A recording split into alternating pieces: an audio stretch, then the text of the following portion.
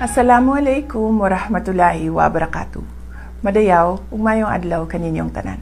Magandang araw sa inyo lahat. Ngayong araw, ibabahagi ng Office of the Vice President sa inyo ang naging resulta ng taus-pusong serbisyo at katapatan sa bayan sa buong taon ng 2025. Medical and burial assistance. Alam nating malaking hamon ang pagkawala ng pondo para sa ating social services ngayong taon. Ngunit sa bawat krisis na hinaharap ng ating kababayan, kailangan ng gobyerno ng matatag na solusyon.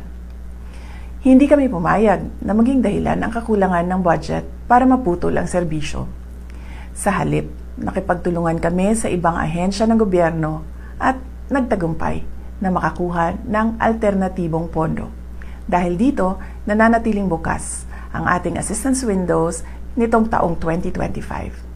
Nakapagbigay tayo ng tulong sa 4,643 na Pilipinong may karamdaman.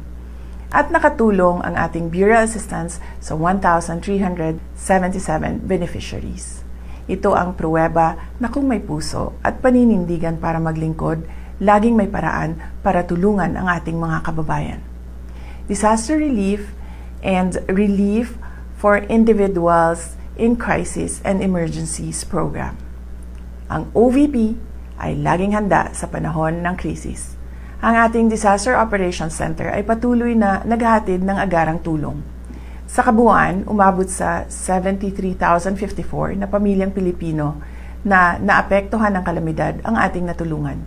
Kabilang dito ang 9,129 na pamilyang nakatanggap ng donated items.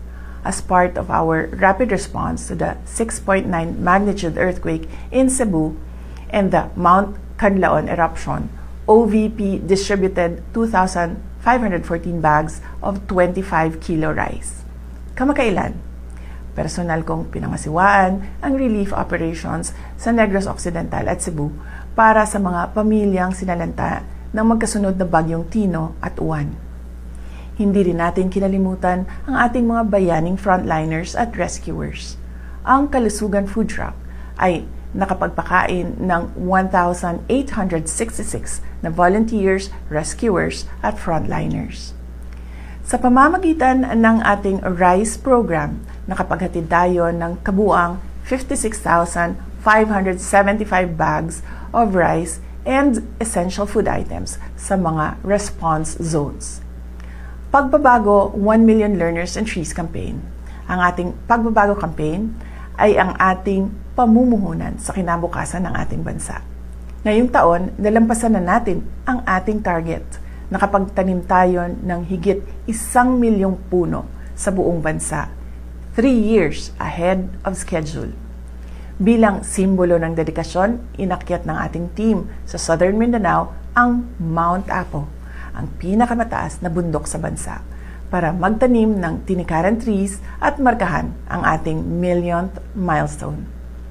Ang ating Million Learners Campaign naman ay nakapagpamahagi na rin ng 460,272 bags. Direkta itong nakarating sa mga remote areas tulad ng Ubo Manuvo Indigenous Peoples Learners sa Kidapawan City. Magnegosyo taday. Ang pag-ahon sa kahirapan ng bawat pamilyang Pilipino ay prioridad natin. Sa pamamagitan ng Magnegosyo Taday, nakapagbigay tayo ng suporta sa kabuuang 15 groups at 2,245 aspiring entrepreneurs ngayong taon. Libreng Sakay Program. Ramdam natin ang bigat ng presyo at bilihin at pamasahe. Kaya napakahalaga ng ating Libreng Sakay Program. Ngayong taon, pinalawak pa natin ang programa kasama na ang Tacloban City kung saan malaking tulong ito sa mga estudyante at pamilya. Ang libreng sakay ay nagbibigay ginhawa sa budget ng mga pamilya upang mapunta ang pera sa pagkain at edukasyon. Mula Enero hanggang Oktubre, ang ating libreng sakay buses ay nakapagsilbi sa 875,176 na commuters nationwide. Accountability and operational excellence.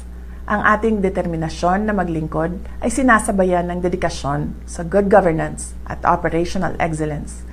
Dahil sa ating digitalization efforts, binigyan tayo ng special citation mula sa Development Academy of the Philippines dahil sa ating paperless challenge. Nakapag-save tayo ng mahigit 3.2 milyong sheets of paper. Ito ay patunay ng ating commitment sa efficiency at sa kalikasan. Ito ay bahagi ng ating araw-araw na operasyon. Mula sa mahusay na financial report ng OVP Finance Team, nakuha natin ang unqualified opinion mula sa Commission on Audit, ang highest audit rating. Ito ay malinaw na indikasyon ng ating transparency at fiscal integrity. Lubos po ang aming pasasalamat sa lahat ng aming mga OVP partners na binigyan natin ng isang pasidungog noong buwan ng Hunyo. Ang inyong pakikipagtulungan ay kritikal upang matagumpay naming maihatid ang napapanahon, mahusay at makabuluhang serbisyo publiko sa ating mga kababayan. Mga kababayan, patuloy tayong lalaban sa kasakiman ng mga iilang mataas na opisyal ng ating pamahalaan.